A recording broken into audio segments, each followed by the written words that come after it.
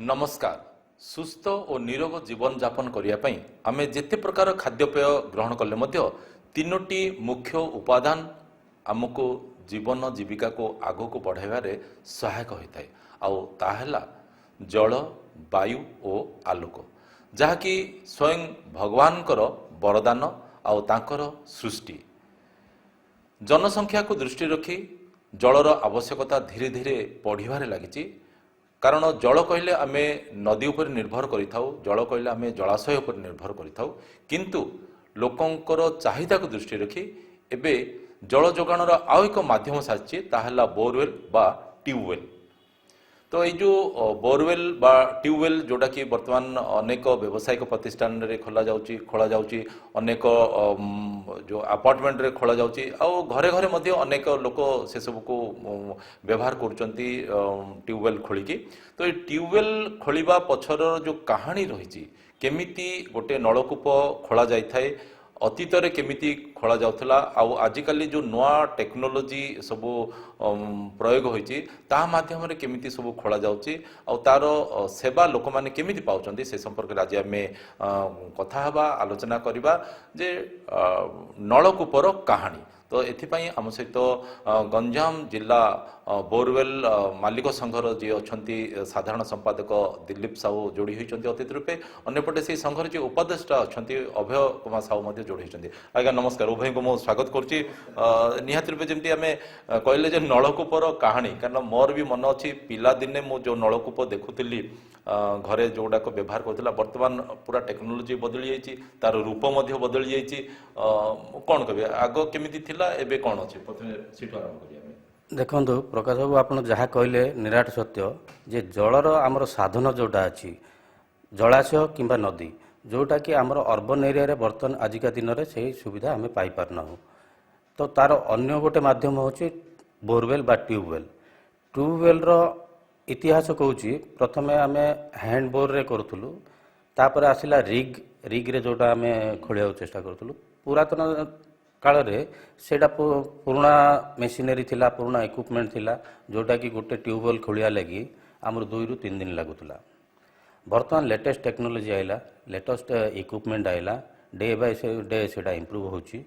तो आजिका दिन रे जो लेटेस्ट मेसीनरी गुड़ा आइला तार कॉस्टिंग भी बढ़ी जाउची, तार मेंटेनेंस कॉस्ट भी बहुत बढ़ी जाउची।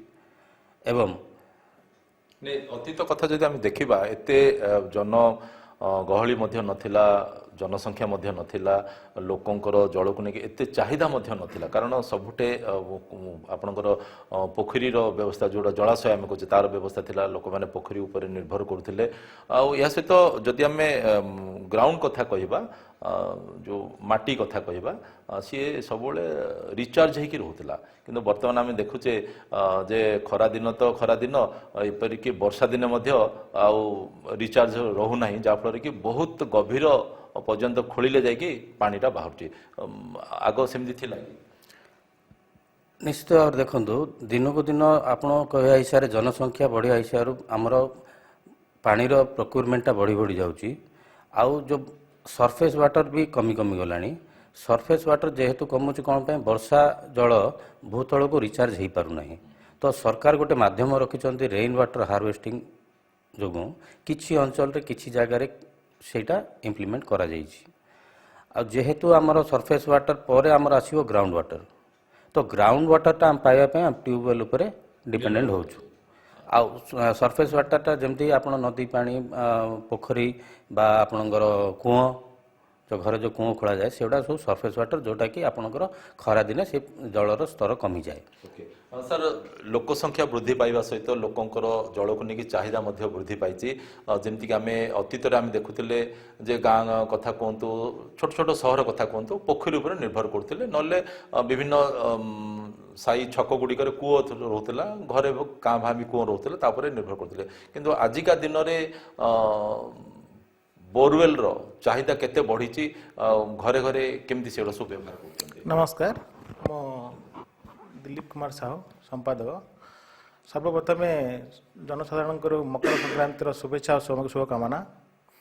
मु गोटे कथा कहबी, प्रथमे आमे गाँ गहली रे समस्ते पोखरी उपर निर्भर करूँ। प्रथमे पोखरी नल माने कूह उपर निर्भर करूँ।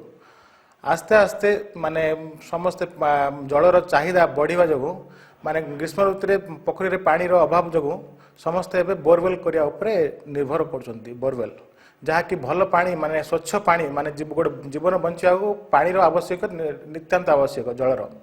ଏଣୁ ସମସ୍ତେ ଭଲ ପାଣି ଟିକେ ପିଇବା ପାଇଁ ସମସ୍ତେ ବୋରୱେଲ୍ ଉପରେ ନିର୍ଭର କରୁଛନ୍ତି। ଆଜିକା ଡେଟ୍ରେ ମାନେ 90% ଲୋକ ମାନେ ଘର ମାନେ ବିଲ୍ଡିଂ ବାନ୍ଧିବା ପୂର୍ବରୁ ନଳକୂପ ଗୋଟେ ଖୋଳି ଦିଆଯାଉଛି। ପାଣି ଯେହେତୁ ଆବଶ୍ୟକ ଆଉ କୂଅ ଖୋଳିବା ଉପରେ ବୋଧେ ବେଶୀ ନାଇଁ ନାଇଁ କୂଅ ଖୋଳିବା ଉପରେ ଆଉ ନିର୍ଭର କରୁନାହାନ୍ତି। କ'ଣ ପାଇଁ ମାନେ ଜାଗାର ଅଭାବ, ଗୋଟେ ଘର କରୁଛନ୍ତି ଜାଗା ମାନେ କମ୍ ଜାଗାରେ ଗୋଟେ ଟ୍ୟୁବୱେଲ୍ ହେଇଯାଉଛି। ମାନେ ଡେପ୍ଥ ମଧ୍ୟ କୂଅରେ କଲେ କ'ଣ 50 ଫୁଟ 60 ଫୁଟ ଖୋଳି ପାରିବା, ତାପରେ ପଥର ପଡ଼ିଲା ପରେ ଆଉ ଖୋଳି ପାରିବାନି।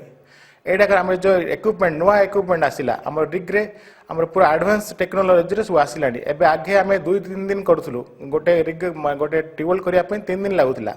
ଆସ୍ତେ ଆସ୍ତେ ଗୋଟେ ଦିନରେ ହେଲା। ଏବେ କ'ଣ 5-6 ଘଣ୍ଟାରେ ଗୋଟିଏ 400 ଫୁଟ 500 ଫୁଟ ମଧ୍ୟ 4-5 ଘଣ୍ଟାରେ ହେଇଯାଉଛି। ଆଚ୍ଛା, ମାନେ ଜଳର ସୋର୍ସ ଭିତରେ ଅଛି ନା ନାହିଁ, ମାଟି ତଳେ ଅଛି ନା ନାହିଁ, କେମିତି ପ୍ରଥମେ ତାକୁ ଅନୁସନ୍ଧାନ କରୁଛନ୍ତି ନା ଯୋଉଟେ ପାଇଲେ ଖୋଳି ଦେଇକି ଚେଷ୍ଟା କରୁଛନ୍ତି ପାଣି ବାହାରିବ ନା ନାହିଁ ବୋଲି? ନାଇଁ ସେମିତି ତ କିଛି ନାହିଁ। ଆଜିକା ଡେଟ୍ରେ ସବୁ ବାହାରିଲାଣି ପାଣି କେଉଁଠି ଅଛି ଜିଓଲୋଜିକାଲ ଟେଷ୍ଟ ମଧ୍ୟ କରୁଛନ୍ତି କେତେକ ଅଞ୍ଚଳରେ। ଆମର ବ୍ରହ୍ମପୁରରେ ସେତେ 80% ପାଣିର ଗ୍ରାଉଣ୍ଡ ଅଛି। ଆଉ କେତେକ ଅଂଶରେ ଟେକ୍ନୋଲୋଜି ଦ୍ୱାରା ସେଟା ଫାଇଣ୍ଡ ଆଉଟ୍ କରାଉଛି ଯେ ପାଣିଟା କେଉଁ ସ୍ତରରେ ଅଛି, କେଉଁ ଲେଭେଲରେ ଅଛି, ପଥର ତଳେ ଅଛି ନା ନାହିଁ ଜାଣିବେ।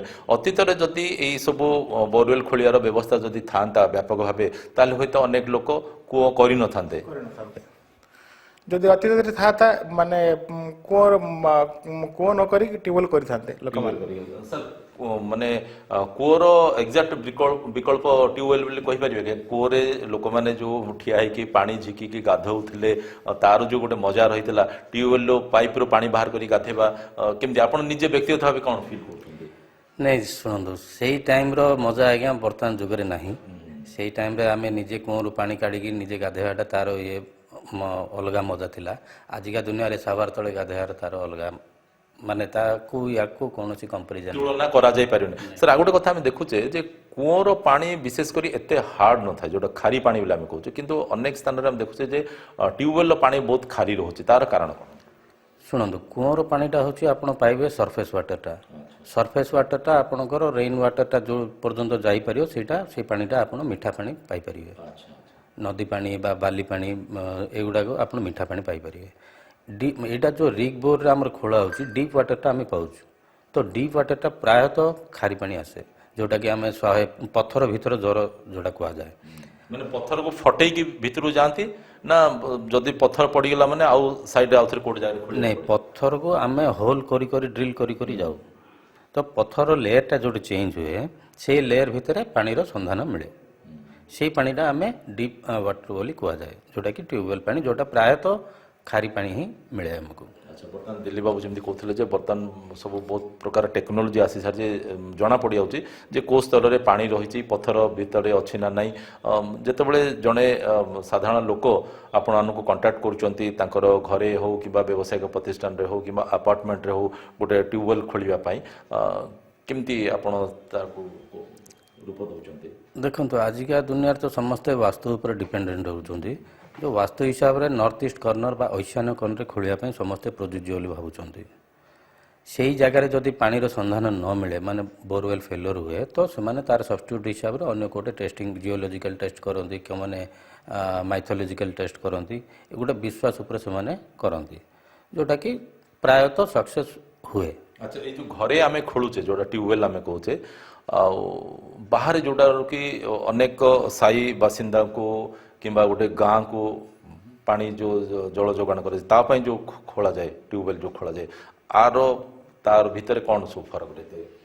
ଦେଖନ୍ତୁ, ଗାଁ ଗହଳିରେ ଯେଉଁ ୱାଟର ସପ୍ଲାଇ ପାଇଁ ଗଭର୍ଣ୍ଣମେଣ୍ଟ ଯେଉଁ ବୋରୱେଲ୍ ଖୋଳନ୍ତି ସେଇଟା 8 ଇଞ୍ଚ ଚଉଡ଼ାର ଖୋଳାଯାଏ, ଯେଉଁଟାକି ସେମାନେ ପାଣି କଲେକ୍ଟ କରିକି ଓଭରହେଡ୍ ଟ୍ୟାଙ୍କ ଦ୍ୱାରା ପ୍ରତ୍ୟେକ ଘର ବା ସାହିରେ ଟ୍ୟାପ୍ ସିଷ୍ଟମ୍ କରିକି ସେମାନେ RWSS ଡିପାର୍ଟମେଣ୍ଟ ହେଉ, PHD ଡିପାର୍ଟମେଣ୍ଟ ହେଉ, ବିଭିନ୍ନ ପ୍ରକାର ଡିପାର୍ଟମେଣ୍ଟ ସେମାନେ ବୋରୱେଲ୍ ଖୋଳିକି ପାଣିଟାକୁ ସଂରକ୍ଷଣ କରିକି ସେଇଟାକୁ ପ୍ୟୁରିଫାଇ କରିକି ସେମାନେ ସପ୍ଲାଇ କରନ୍ତି। ଘରେ ଯୋଉଟା କଲେ ଘରେ ଯେଉଁଟା 5 ଇଞ୍ଚ ଚଉଡ଼ା 125 mm ଡାୟାର ସେଇଟା ଆମର ଘର ପାଇଁ ପ୍ରଯୁଜ୍ୟ। ଆଚ୍ଛା ଗଭୀରଟା ଉଭୟଙ୍କ ପାଇଁ ସମାନ ନା? ଗଭୀର ଦେଖନ୍ତୁ ଯେଉଁ ଗୁଡ଼ାକ ୱାଟର ସପ୍ଲାଇ ପାଇଁ ପ୍ରଯୁଜ୍ୟ ହେଉଛି ସେଇଟା ସଫିସିଏଣ୍ଟ ୱାଟର ସୋର୍ସ ଦରକାର, ତ ସେଇଟା ଆଉ ଟିକେ ଡିପ୍ ଖୋଳାଯାଏ। ଆଉ ଗଭର୍ଣ୍ଣମେଣ୍ଟର ସ୍ଥାନୀୟ ଜେଇ କିମ୍ବା ଏସ୍ଡିଓ ସେମାନେ ନିର୍ଦ୍ଧାରଣ କରନ୍ତି କେତେ ଡେପ୍ଥ ଗଲେ ତାର କେତେ ୱାଟର ସୋର୍ସ ଆମେ ପାଇବା, ଏଠି କେତେ ଖଣ୍ଡ ଗାଁ ଅଛି, କେତେ ଖଣ୍ଡ ଘର ଅଛି, ତାକୁ ଧରି ସେମାନେ ନିଷ୍ପତ୍ତି ନିଅନ୍ତି। ଓକେ ସାର୍, ବର୍ତ୍ତମାନ ଯେଉଁ ନୂଆ ଟେକ୍ନୋଲୋଜି ସବୁ ଆସି ସାରିଛି, ଗୋଟେ ଗୋଟେ ଆପଣଙ୍କର ଯେଉଁ ନଳକୂପ ଖନନର ଗାଡ଼ି ଯେଉଁଟାକୁ ଆମେ କହୁଛେ, ତାର କଷ୍ଟ କେତେ ପଡ଼ୁଛି, ମିନିମମ୍ କେତେ, ମ୍ୟାକ୍ସିମମ୍ କେତେ? ମାନେ ଆଜିକା ଡେଟ୍ରେ ଆମର ଯେଉଁ ଘରେ ଇଣ୍ଡିଭିଜୁଆଲ ଖୋଳୁଛନ୍ତି 5 ଇଞ୍ଚିଆ ଗାଡ଼ି, ତାର କଷ୍ଟ କମ୍ ସେ କମ୍ 80 lakhs ଆସୁଛି ସାର୍। ନୂଆ ଗାଡ଼ିର 80 lakhs। ଆଉ ଯେଉଁ ଆମେ 8 ଇଞ୍ଚିଆ କମର୍ସିଆଲ ପାଇଁ ଖୋଳୁଛୁ ଆମେ 8 ଇଞ୍ଚିଆ, ସେଇ ଗାଡ଼ିର ମୂଲ୍ୟ 2 କୋଟି ଉର୍ଦ୍ଧ୍ୱରେ ରହୁଛି। ଆଚ୍ଛା ମାନେ 8 ଲକ୍ଷରୁ 80 ଲକ୍ଷ 5 ଇଞ୍ଚ ମାନେ ଯେଉଁ ଇଣ୍ଡିଭିଜୁଆଲ ଖୋଳୁଛୁ ସେଇ ଗାଡ଼ିର ମୂଲ୍ୟ ପାଖାପାଖି 80 ଲକ୍ଷ। 80 ଲକ୍ଷରୁ 2 କୋଟି 80 ଲକ୍ଷ। ଆଉ ଯେଉଁ କମର୍ସିଆଲ ପାଇଁ ଆମେ 8 ଇଞ୍ଚିଆ ଯେଉଁ ଖୋଳୁଛୁ ତାହାର ମୂଲ୍ୟ ପାଖାପାଖି 2 କୋଟି ଟଙ୍କା। ଆଚ୍ଛା ସାର୍, ଅନେକ ସମୟରେ ଆମେ ଦେଖୁଛେ ଯେଉଁ ସ୍ଥାନରେ ଯଦି ପାଣି କୌଣସି କାରଣ ଯୋଗୁଁ ବାହାରିଲା ନାହିଁ କିମ୍ବା ଗୋଟେ ନଳକୂପ ଗୋଟେ ଡିଫର୍ମ ହେଇଗଲା, ସେଠି ତାକୁ ସେମିତି ଛାଡ଼ି ଦିଆଯାଉଛି। ଅନେକ ଅଘଟଣ ମଧ୍ୟ ଘଟିଥିବାର ମଧ୍ୟ ନଜିର ରହିଛି ଯେ ଛୋଟ ଶିଶୁ ସେଇ ଗର୍ତ୍ତ ଭିତରେ ଖସି ପଡ଼ିବା, ତ ସେଗୁଡ଼ାକୁ ଆପଣ ମାନେ କେମିତି ତାର କେୟାର କେମିତି ନେଉଛନ୍ତି? ମୁଁ ଆଜି ଏଇଟା ବହୁତ ଭଲ ବିଷୟ ଆପଣ ପଚାରିଲେ। ମୁଁ ସମସ୍ତ ମାନେ ଗଞ୍ଜାମ ଜିଲ୍ଲାର କି ସମସ୍ତଙ୍କୁ ମାଲିକ ସଂଘମାନଙ୍କୁ ମୁଁ ଗୋଟେ ଅପିଲ କରିବି ଯେ ଖୋଳିଲା ପରେ ଯଦି ପାଣି ନ ପଡ଼ୁଛି, ଡ୍ରାଏ ହେଉଛି, ସେଟାକୁ ଆମେ ସଙ୍ଗେ ସଙ୍ଗେ ସେଟାକୁ ଡଷ୍ଟ କିମ୍ବା ଡଷ୍ଟରେ ମାନେ ବାଧ୍ୟତାମୂଳକ ଡଷ୍ଟରେ ପୁରା ଫିଲ୍ଅପ୍ କରନ୍ତୁ। ଫିଲ୍ଅପ୍ କରି ପରବର୍ତ୍ତୀ ସମୟରେ ଯଦି ବର୍ଷା ହେଲେ ଆଉ ଥରେ ଟିକେ ଫିଲ୍ଅପ୍ କରିଦେଲେ ଠିକ୍ ହେବ। ଯଦି ଫିଲ୍ଅପ୍ ନ କରିବେ ମାନେ ଏ ପ୍ରକାର ଯେଉଁ ଛୋଟ ପିଲାମାନେ ଆଜି ଅଘଟଣ ମାନେ ଘଟୁଛି, ଏଟାକୁ ଏଡ଼େଇବା ପାଇଁ ଏଇଟା ମାନେ ବାଧ୍ୟତାମୂଳକ କରନ୍ତୁ ସମସ୍ତେ। ଯଦି ଡ୍ରାଏ ହେଲା, ପାଣି ନ ପଡ଼ିଲା ମାନେ ବାଧ୍ୟ ସେ ଡଷ୍ଟ ପକେଇକି କିମ୍ବା ନିହାତି କରିବାକୁ ପଡ଼ିବ। ମାନେ ଦରକାର ପଡ଼ିଲେ ଆଇନ ମଧ୍ୟ ଆସିବା ଦରକାର। ହଁ, ଆଇନ ମଧ୍ୟ ଆସିବା ଦରକାର। ସାର୍, ବର୍ତ୍ତମାନ ଯେଉଁ ଆମେ ଟ୍ୟୁବୱେଲ୍ ଖନନ କଥା ଆମେ କହୁଛେ, କେତେ କଷ୍ଟ ପଡ଼ୁଛି ଗୋଟେ ଗୋଟେ ନଳକୂପ ଖୋଳିବା ପାଇଁ? ମିନିମମ୍ କେତେ ପଡ଼ୁଛି, ମ୍ୟାକ୍ସିମମ୍ କେତେ ପଡ଼ୁଛି? ସେଇଟା ଡିପେଣ୍ଡ କରେ ଫର୍ମେସନ୍ ଉପରେ। ଯେମିତିକି ଆମେ ଆମ ନିୟମ ହିସାବରେ ପଥର ପଡ଼ିଲା ପର୍ଯ୍ୟନ୍ତ ଆମେ କେସିଂ ପାଇପ୍ ଦେଉ, ଯେଉଁଟାକି ଉପର ଲୁଜ୍ ମାଟି ବା ଲୁଜ୍ ପଥର ସେଇଟା କୋଲାପ୍ସ ନ କରିବ। ତ କେତେ ଜାଗାରେ 50-60 ଫୁଟରେ ପଥର ପଡ଼ିଯାଏ, କେତେ ଜାଗାରେ ବିଲକୁଲ ପଥର ପଡ଼େନି ବା ନରମ ପଥର ପଡ଼େ, ତ ସେଇଟା ଆମେ ଅଧିକା କେସିଂ ଦେଇଥାଉ, ଯେଉଁଟାକି ବୋରୱେଲ୍ଟା ଅଧିକା ଲଙ୍ଗ୍ ଲାଷ୍ଟିଂ କରିବ, ଫ୍ୟୁଚରରେ କୋଲାପ୍ସ କରିବନି, କୌଣସି ପ୍ରକାର କମ୍ପ୍ଲେନ୍ ହେବନି। ସାର୍ କ'ଣ କହିବେ, କେତେ ପ୍ରାୟ କଷ୍ଟ ପଡ଼ୁଛି ଗୋଟେ ଗୋଟେ? ଯେମିତିକି ଘର ପାଇଁ ଯେଉଁଟା ପ୍ରଯୁଜ୍ୟ 5 ଇଞ୍ଚ ଟ୍ୟୁବୱେଲ୍ ଖୋଳିବା ସକାଶେ ସେ 40,000 ଟୁ ଅପ୍ ଟୁ 60-70,000 ଟଙ୍କା ପର୍ଯ୍ୟନ୍ତ ଡିପେଣ୍ଡସ୍ ଅପନ୍ ଫର୍ମେସନ୍। ଫର୍ମେସନ୍ ମାନେ କ'ଣ, ଆମର ପ୍ରଥମେ ତ ମାଟି ପଡ଼େ, ତାପରେ ନରମ ପଥର ପଡ଼େ, ବିଭିନ୍ନ ପ୍ରକାର ଫର୍ମେସନ୍ ଅଛି। ତ ଯେତେ ପର୍ଯ୍ୟନ୍ତ ଆମ ହାର୍ଡ଼ ରକ୍ ଜୋନ୍ ଆସୁନି, ହାର୍ଡ଼ ରକ୍ ଜୋନ୍ ଯାଇ ଆମେ କେସିଂ ଦେଉ, ତାପରେ ଖାଲି ଖୋଳାଯାଏ। ତ ଯେଉଁଠି ଅଧିକା କେସିଂ ଲାଗେ ବା ନରମ ପଥର ପଡ଼େ ଅଧିକା କେସିଂ ଲାଗେ, ସେଠି ଟିକେ କଷ୍ଟିଂଟା ବଢ଼ିଯାଏ। ସାର୍, ଯାହା ସବୁ ନୂଆ ଟେକ୍ନୋଲୋଜି ବର୍ତ୍ତମାନ ସବୁ ଆପଣମାନେ ଆପ୍ଲାଏ କରୁଛନ୍ତି ଖୋଳିବା ପାଇଁ, ଯେଉଁଟାକି 3 ଦିନ ଲାଗୁଥିଲା ଅତୀତରେ, ବର୍ତ୍ତମାନ 5-6 ଘଣ୍ଟାରେ ଆପଣ ଖୋଳି ଦେଉଛନ୍ତି, ତ ସେଥିପାଇଁ କ'ଣ ଟିକେ ଆପଣଙ୍କୁ ଟିକେ ଅଧିକା କଷ୍ଟ ବିୟର କରିବାକୁ ପଡ଼ୁଛି କି? ନିଶ୍ଚିତ ଭାବରେ ଦେଖନ୍ତୁ, ଅତୀତରେ ଯେଉଁ ମେସିନେରୀ ଥିଲା, ଯେଉଁ ଟେକ୍ନୋଲୋଜି ଥିଲା, ଆଜିକା ଡେଟ୍ରେ ସେ ମେସିନ୍ର କଷ୍ଟ ବହୁତ ଗୁଣ ବଢ଼ିଯାଇଛି। ବର୍ତ୍ତମାନ ଗୋଟେ ଆମର କମ୍ପ୍ରେସର କିଣିବା ହେଲେ ଆପଣଙ୍କୁ ମିନିମମ୍ 30 ଲକ୍ଷଠୁ ଧରିକି 80 ଲକ୍ଷ ପର୍ଯ୍ୟନ୍ତ ପଡ଼ୁଛି। ଲେଟେଷ୍ଟ ଇକ୍ୱିପମେଣ୍ଟ, ଆଗରୁ ଯେଉଁ ଇକ୍ୱିପମେଣ୍ଟ ଗୁଡ଼ା ଆସିଥିଲା ସେଇଟା ଲେଟ୍ ପ୍ରୋସେସ୍ ହେଉଥିଲା। ତାପରେ କୁଶଳୀ କାରିଗର, ଅଣକୁଶଳୀ କାରିଗର ଉପରେ ରହିଲା। ଆଗର ଟେକ୍ନିକ୍ ହିସାବରେ ବର୍ତ୍ତମାନ ଯେଉଁ ଅପରେଟର ମାନେ ଅଛନ୍ତି ସେମାନେ ଖୁବ୍ ଶୀଘ୍ର କାମ କରୁଛନ୍ତି, ବହୁତ ସ୍ପିଡ଼ କାମ କରୁଛନ୍ତି, ମେସିନାରୀ ବି ତାଙ୍କୁ ସେମିତି ସପୋର୍ଟ କରୁଛନ୍ତି। ଏଥିଯୋଗୁଁ କାର୍ଯ୍ୟଟା ଆମେ ବହୁତ କମ୍ ସମୟରେ ସରାଇବା ପାଇଁ ଚେଷ୍ଟା କରୁଛୁ। ଯେଉଁ ଗୁଡ଼ାକ ଆପଣଙ୍କର ଆବଶ୍ୟକତା ପଡ଼ୁଛି ଖୋଳିବା ପାଇଁ, କ'ଣ କ'ଣ ସବୁ ସେ ଭିତରେ ଆପଣ ୟୁଜ୍ କରୁଛନ୍ତି? ଦେଖନ୍ତୁ, ଆଜିକା ଡେଟ୍ରେ ଯେଉଁ ଡ୍ରିଲ୍ ବିଟ୍, ହ୍ୟାମର, ଆଉ ଆପଣଙ୍କର କମ୍ପ୍ରେସର, ଆଉ ରିଗ୍ ସେକ୍ସନ୍, ରିକ୍ ସେକ୍ସନ୍ ମାନେ ଆପଣଙ୍କର କମ୍ପ୍ରେସର ଅଲଗା ପାର୍ଟ ରହିଲା, ରିକ୍ ସେକ୍ସନ୍ ଅଲଗା ପାର୍ଟ ରହିଲା। ସେଥିରେ ଯେଉଁଟାକି ମାଷ୍ଟର ଆସେ, ହ୍ୟାମର ଆସେ, କଣ୍ଟ୍ରୋଲ ଆସେ, ଏଇସବୁ ଗୁଡ଼ାକର କଷ୍ଟିଂ ବହୁତ ବଢ଼ିଯାଇଛି। ଆଜିକା ଦୁନିଆରେ ବର୍ତ୍ତମାନ ବିଟ୍ ରେଟ୍ ବହୁତ ଅହେତୁକ ଭାବେ ବୃଦ୍ଧି ପାଇ ଯେଉଁଟାକି ସର୍ବଭାରତୀୟ ସ୍ତରରେ ଆମର ବୋରୱେଲ୍ ମାଲିକ ସଂଘକୁ ଅତ୍ୟନ୍ତ ନଷ୍ଟି ହେଇଛି।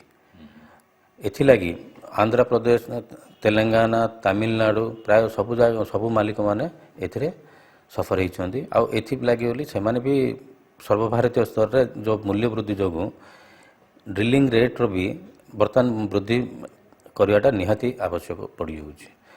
ସରକାରଙ୍କ ତରଫରୁ କିଛି ସବସିଡି ମିଳେ? କାରଣ ମାନେ ଜଳ କହିଲେ ଜୀବନ, ପ୍ରତି ଲୋକଙ୍କ ପାଇଁ ଜଳ ଦରକାର। ସରକାର ମଧ୍ୟ ଯଥାସାଧ୍ୟ ଉଦ୍ୟମ କରୁଛନ୍ତି ବିଭିନ୍ନ ଯୋଜନା ମାଧ୍ୟମରେ ଲୋକଙ୍କ ପାଖରେ ଜଳ ପହଞ୍ଚିବା ପାଇଁ। ତ ଏ କ୍ଷେତ୍ରରେ ସରକାର ସହଯୋଗର ହାତ ବଢ଼ାଉନାହାନ୍ତି କି? ଆପଣ ଯେମିତି କହିଲେ ବର୍ତ୍ତମାନ କଷ୍ଟ ବଢ଼ିଯାଇଛି, ଯାହାଫଳରେ କି ସିଧାସଳଖ ଲୋକଙ୍କ ଉପରେ ପଡ଼ିବ। କାରଣ ଯିଏ ଖୋଳିବା ପାଇଁ ଚାହିଁବ ତା ଘରେ ତାକୁ ହିଁ ଦେବାକୁ ପଡ଼ିବ ନା। ସରକାରଙ୍କ ତରଫରୁ କିଛି ବ୍ୟବସ୍ଥା ଅଛି କି? ନିଶ୍ଚିତ ଭାବରେ ଦେଖନ୍ତୁ, ଅନ୍ୟ ରାଜ୍ୟ ତୁଳନାରେ ଆମ ଓଡ଼ିଶାରେ ସବସିଡ଼ିର ବ୍ୟବସ୍ଥା କୌଣସି ନାହିଁ।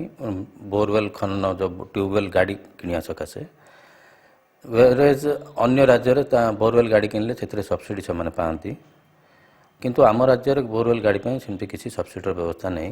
ଗାଡ଼ି କିଣିବା ପାଇଁ ନାହିଁ, କିମ୍ବା କିଏ ଯଦି ବ୍ୟକ୍ତିଗତ ଭାବେ ଘରେ ଖୋଳିବା ପାଇଁ ଚାହିଁବ ତା ପାଇଁ ବି ନାହିଁ?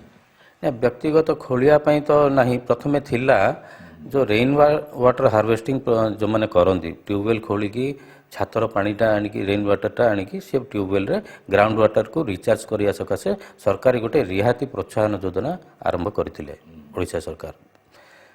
ବର୍ତ୍ତମାନ ସେଇଟା ଗଭର୍ଣ୍ଣମେଣ୍ଟ ଅଫିସ୍ ହେଉ କିମ୍ବା ପ୍ରାଇଭେଟ୍ରେ ବି ଯେଉଁମାନେ ଖୋଳିବେ ସେଇ ରିହାତି ବ୍ୟବସ୍ଥା ଅଛି, କିନ୍ତୁ ସେମାନଙ୍କର କେତେବେଳେ କେଉଁ ବଜେଟ୍କୁ ଧରିକି ସେମାନେ ସେଇଟା ଅନୁଦାନ ଦିଅନ୍ତି ଡାଇରେକ୍ଟ ଲୋକମାନଙ୍କ ପାଇଁ। ତ ଆପଣଙ୍କର ଯେଉଁ ମୟୂରକାଳିଆ ବୋରୱେଲ୍ ମାଲିକ ସଂଘ, ଆପଣ ଏକାଠି ବସିକି ଗୋଟେ ନିଷ୍ପତ୍ତି ନେଇଛନ୍ତି ଯେ ଆଗକୁ ଯେଉଁ ଦର ସବୁ ବୃଦ୍ଧି ପାଉଛି ଲୋକଙ୍କୁ କେମିତି ନିବେଦନ କରିବେ, ଆମ କାର୍ଯ୍ୟକ୍ରମ ମାଧ୍ୟମରେ କ'ଣ କହିବା ପାଇଁ ଚାହିଁବେ?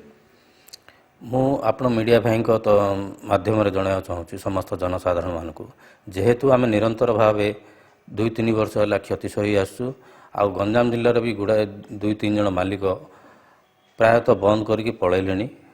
ତ ଭବିଷ୍ୟତରେ ଯେମିତି ଆମମାନଙ୍କୁ ସେମିତି ହଇରାଣ ହେବାକୁ ନ ପଡ଼େ, ସେଥିଲାଗି ଆମେ ସମସ୍ତ ମାଲିକ ମିଶିକି ଗୋଟେ ନିର୍ଦ୍ଧାରିତ ଦର ନିର୍ଦ୍ଧାରଣ କରିବା ପାଇଁ ଆମେ ଏକତ୍ରିତ ହୋଇଛୁ। ସେଥିଲାଗି ଆମେ ଜନସାଧାରଣଠୁ ସହଯୋଗ କାମନା କରୁଛୁ ଏବଂ ଏଥିରେ ସହଯୋଗ କରିବେ ବୋଲି ମୋର ଆଶା ଆଉ ବିଶ୍ୱାସ। ସାର୍, ଆଉ ଗୋଟେ ଜିନିଷ ଆମେ ଜାଣିବା ପାଇଁ ଚାହିଁବୁ, ବିଶେଷ କରି ଯେଉଁ ନଳକୂପ ଖନନ କଥା ପଡ଼େ, ସାଧାରଣତଃ ଆମେ ଦେଖିବା ପାଇଛୁ ଯେ ଗ୍ରୀଷ୍ମ ଋତୁ ଆସିଲେ ଡିମାଣ୍ଡ ଟିକେ ବଢ଼ିଯାଏ। ଆପଣମାନଙ୍କୁ ଫୁର୍ସତ ନଥାଏ, ଲୋକମାନଙ୍କର ଲମ୍ବା ତାଲିକା ଗୋଟେ ଥାଏ, ଆଜି ଆମ ଘରେ କାଲି ଆମ ଘରେ ଏଇସବୁ ଚାଲିଥାଏ। ଅନ୍ୟ ସିଜନ୍ ଯେମିତିକି ଋତୁରେ ସେତେବେଳେ କ'ଣ ଖୋଳା ଯାଇପାରିବନି କି?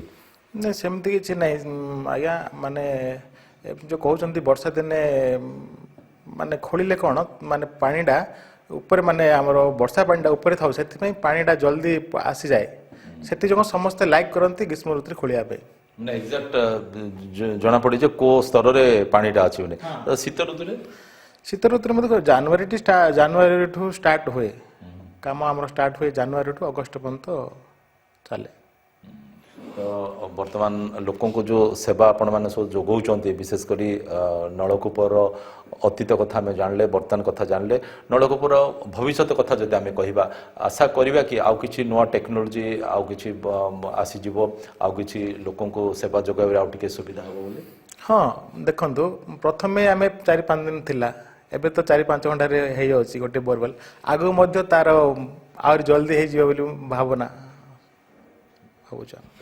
ନିହାତି ରୂପେ ଇଏ ତ ଥିଲା ନଳକୂପର କାହାଣୀ, ଅତୀତରେ କେମିତି ଥିଲା, ଆଜି କେମିତି ଅଛି, ଆଉ ଆଗାମୀ ଦିନରେ କ'ଣ ହେବ ତାକୁ ନେଇକି ମଧ୍ୟ କଳ୍ପନା ଜଳ୍ପନା ଲାଗି ରହିଛି।